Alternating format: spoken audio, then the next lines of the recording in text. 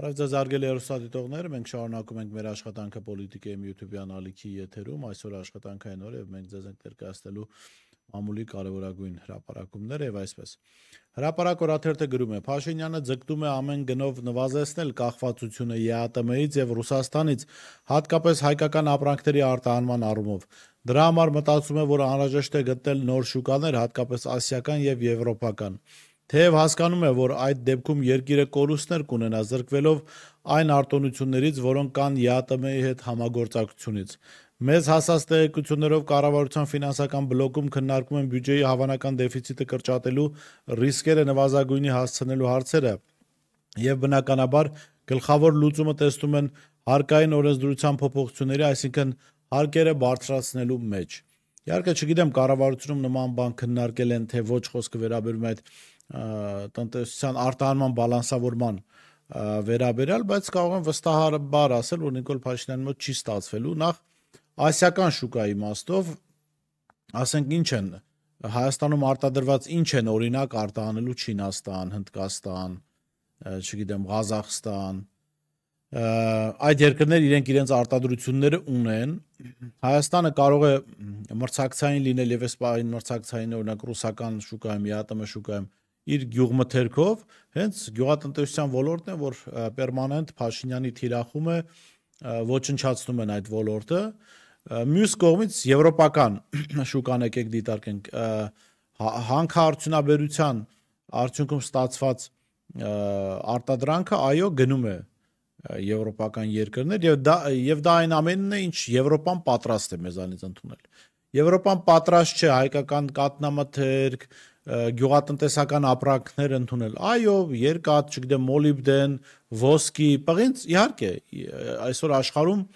հումքի համար մեծ պատերազմ է գնում եւ այդ կարևորագույն մետաղական հատկապես հումքեր իրենք պատրաստ են ընդունել։ Բայց հայկական ծիրան ոչ, որովհետեւ իրենք իրենց գյուղատնտեսական արտադրանքը ունեն։ Արևմտյան աշխարհում սովորաբար այլ երկրներից վերցնում են այնինչ իրենք չունեն, որի մասին խոսեցի, հա, կամ ունեն, չեն ուզում իրենց բնությունը այդքան աղտոտել, կամ թողում են սերունդների համար, հա,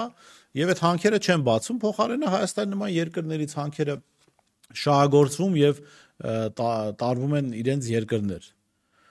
Բայց նույն գյուղատնտեսական արտադրանք իրենք էլ ունեն, ինչու պիտի Հայաստանից տան։ Մի բան եթե իրենք արտադրում են։ Ես հիշեցնեմ, որ ուկրաինական պատերազմից հետո, որ Ուկրաինան պատերազմի մտավ ըստ էության Ռուսաստանի հետ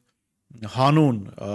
հավաքական արևմուտքը պատրաստ չէր ուկրաինական ցորեն ընդունել, լեհ ֆերմերները փակում էին ուղղակի ճանապարհները։ Եվ Լեհաստան իշխանությունները աջակցում էին այդ բողոքի ակցիաներին։ Այնպես որ սա բալանսավորման մասին է, որ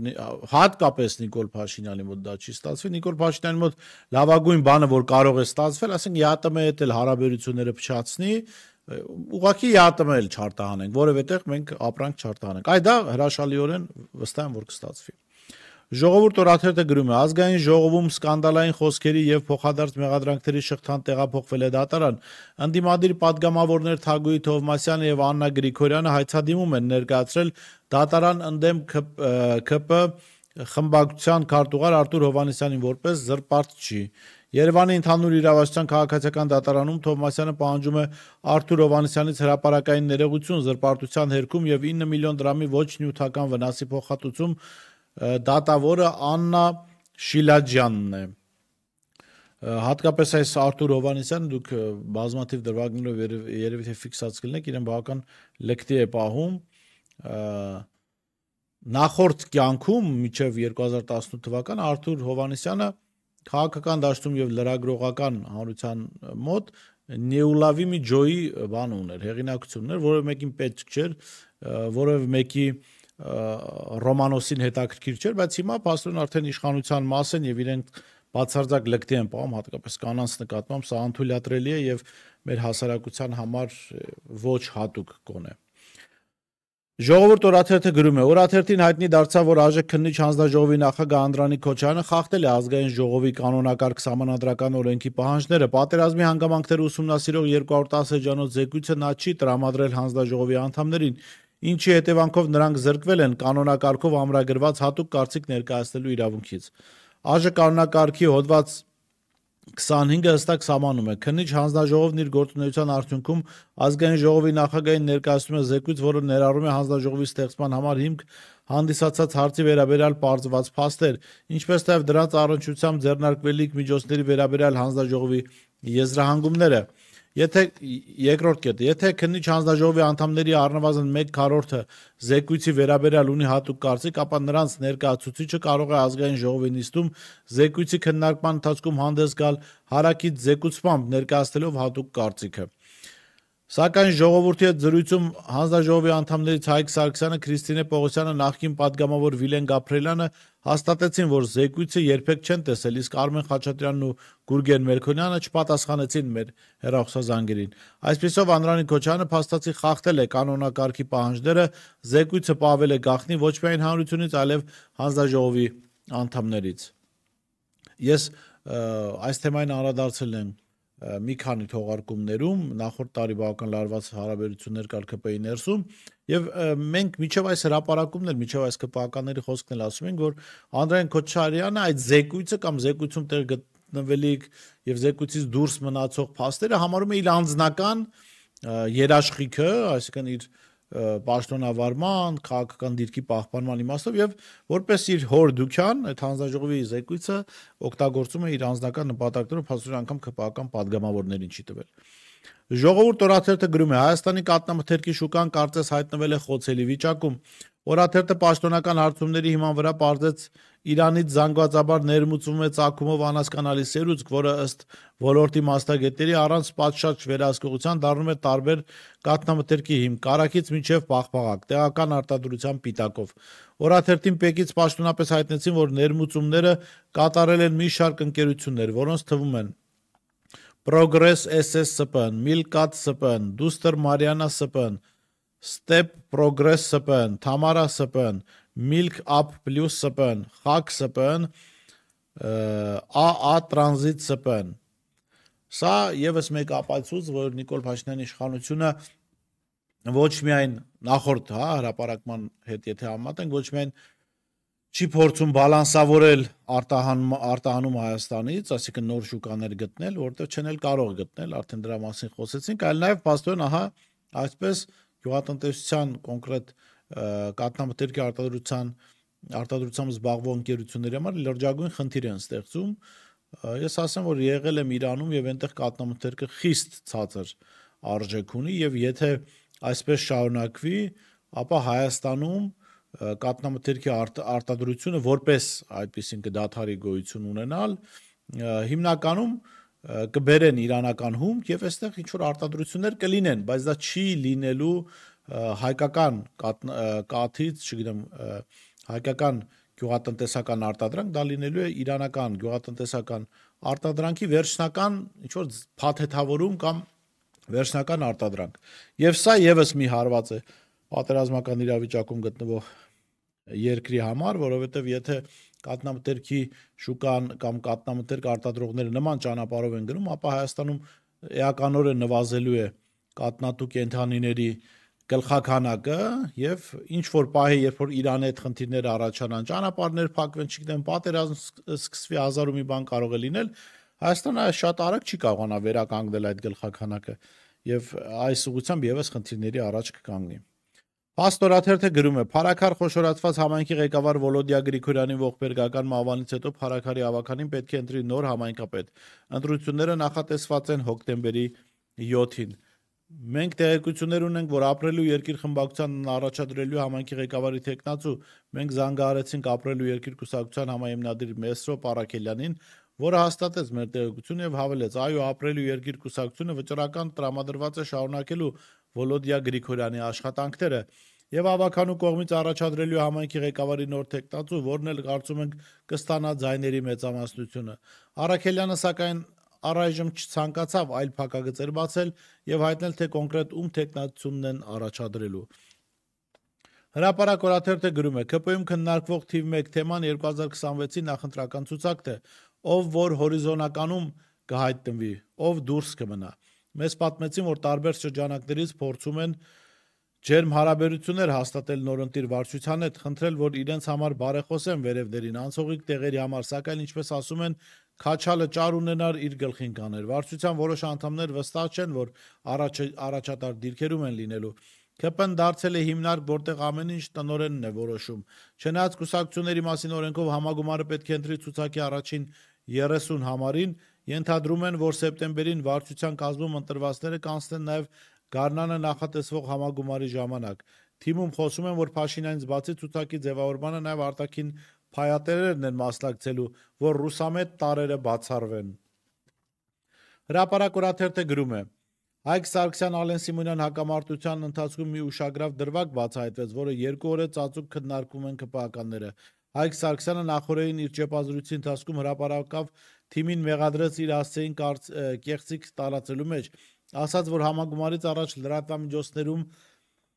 հայտնված անանուն նամակի առթիվ կուսակցության տարածած հայտարարության մեջ արկա մի պնդում չի համապատասխանում իրականությանը։ Հիշեցնենք, որ Հայկ Սարգսյանի նկատմամբ ԿՊ վարչությունում վարույթ է հարուցվել խիստ նկատողություն տալու վերաբերյալ արված հայտարարության մեջ ասված էր. Հայկ Սարգսյանը նույնպես դիմում է ներկայացրել Ալեն Սիմոնյանի նկատմամբ կարգապահական վարույթ հարուցելու մասին։ Վերահսկող հանձնաժողովը Հայկ Սարգսյանին 2 անգամ հրավիրել է իր դիմումի շուրջ բացատրություններ ներկայացնելու, սակայն նա չի կարողացել ներկայանալ ՀՀ-ում չգտնվելու պատճառով։ Սարգսյանն ասաց, որ ինքը որևէ առաջարկ չի ստացել կուսակիցներից իր դիմումի շուրջ պարզաբանումներ ներկայացնելու համար։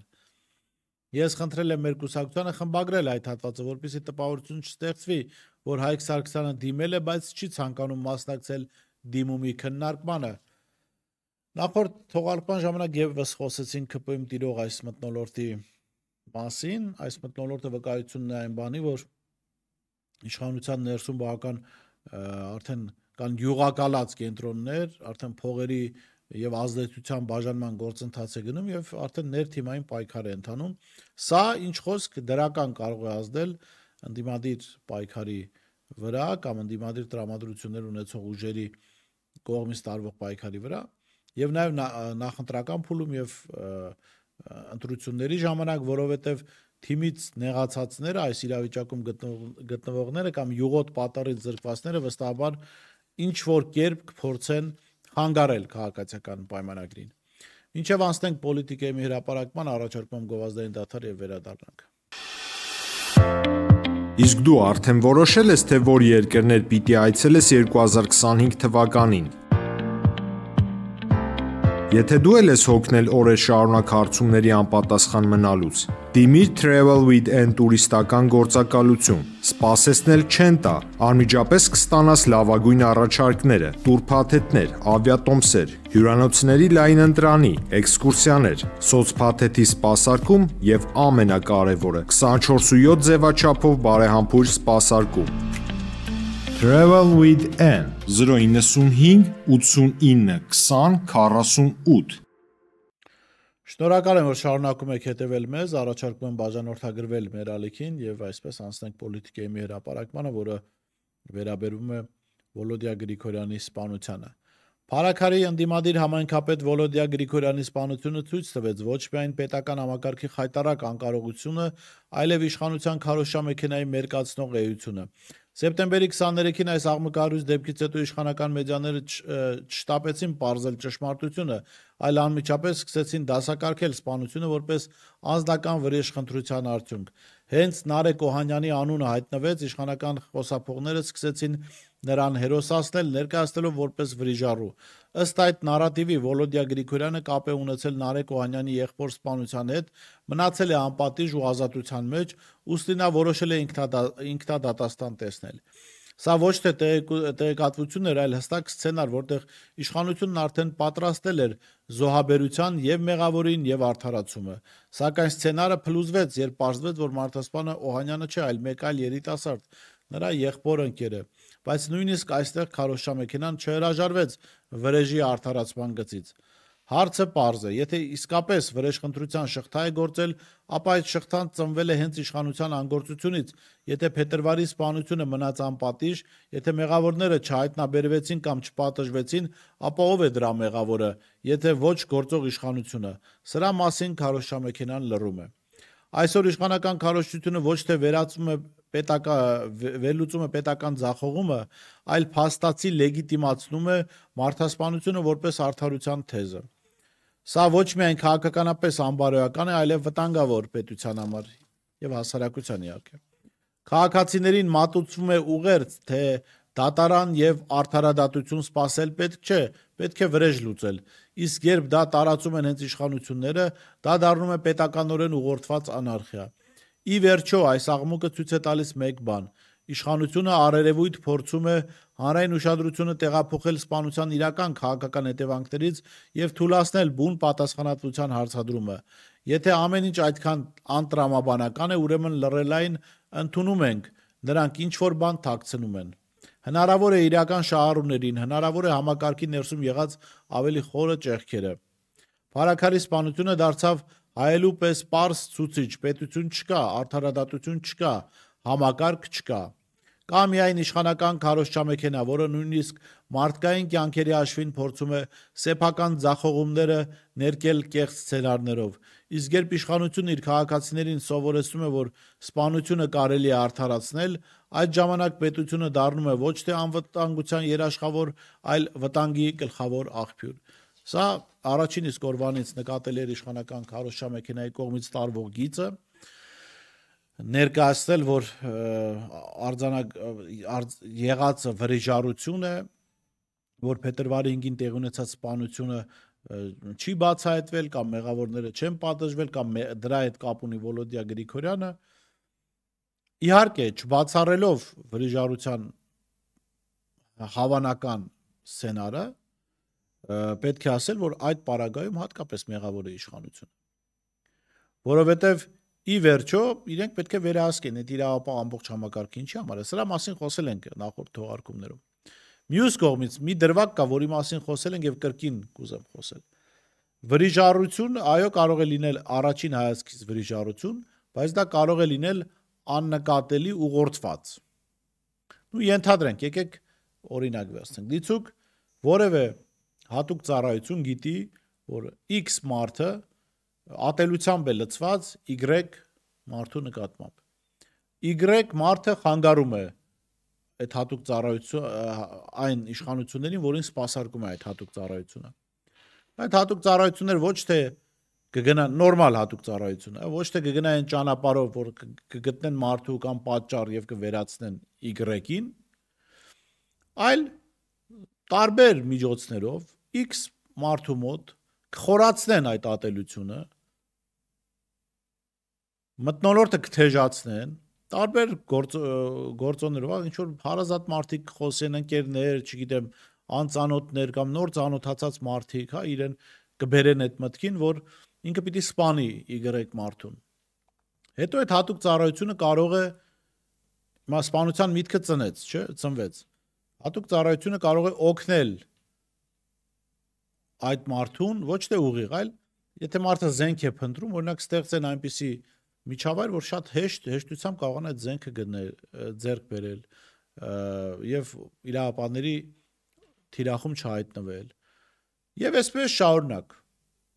Հետո այդ մարդը կարող է X-ը կարող է հետաքրքրվել Y-ի վերաբերյալ տեղեկություններով, թե ուր է գնում, ինչ է անում, ում հետ է լինում, եւ այս ամբողջ ընթացքում անտեսանելի ձեռքը կարող է X-ին օգնել։ Հետո ինչ որ պահի X մարդը սպանում է Y մարդուն, այս հատուկ ծառայությունը, որը ամբողջ ընթացքում անտեսանելի ձեռքով ուղղորդել է դրան, հասնում է իր նպատակին, բայց դատապարտվում է X-ը։ Եվ դա ներկայացվում է որպես վրիժառություն։ Սա ասեմ ձեզ, հատուկ ծառայություններին հատուկ նման գործողություն է, նման սցենարներ, հա, եւ ոմանք վստահ են, որ օրինակ նույն սցենարով, այս իմ ներկայացրած սցենարով կարող էր կազմակերպված լինել հոկտեմբերի 27-ի ահաբեկչությունը, որ ոչ թե ուղիղ ինչ որ մեկ է եկել ասել է Նայիրի Հունանյան, ես քեզ տալիս եմ այսքան փող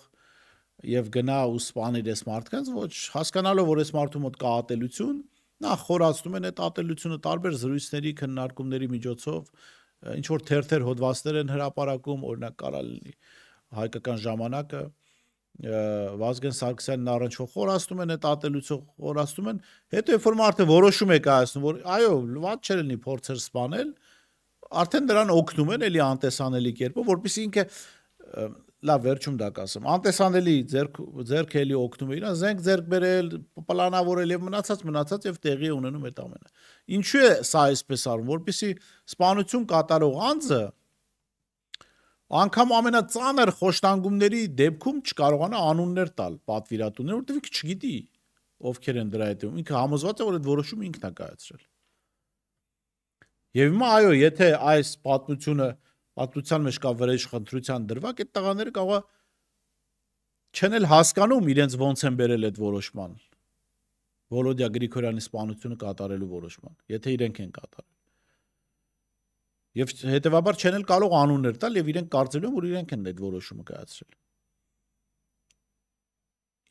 Իշխանական աղմուկը առերևույթ հենց սրա մասին է խոսում։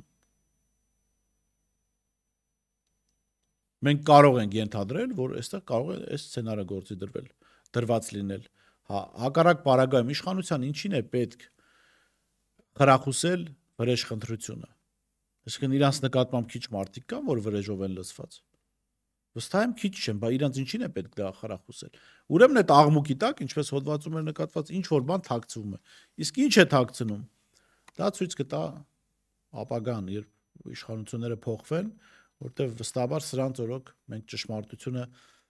չենք իմանա կամ եթե անգամ լսենք ճշմարտությունը չենք հավատալու։ Լավ մնացեք, կհանդիպենք։